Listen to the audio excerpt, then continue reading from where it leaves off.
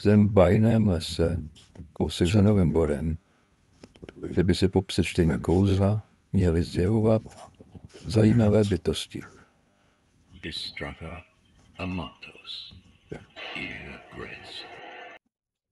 Poté, co jsem tohle spatřil, jsem musel utíct. Později jsem se vrátil a našel tu planinu.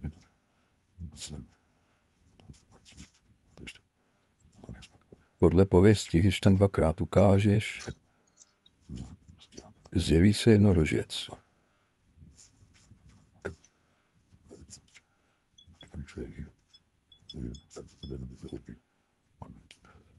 A doopravdy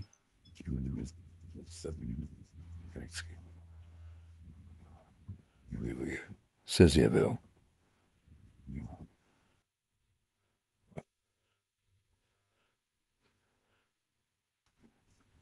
Později toho večera jsem se rozhodl, že najdu houbu, co prý sama roste, když řeknu znovu to zaklínadlo.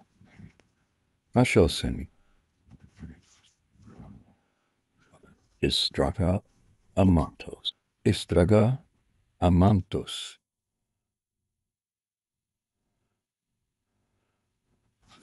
Výsledek byl více než dobrý. Pak jsem se rozhodl najít zdejšího vlkodlaka.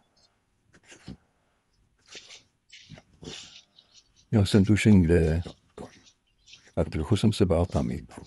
Jsem něco slyšel a bylo tam tohle.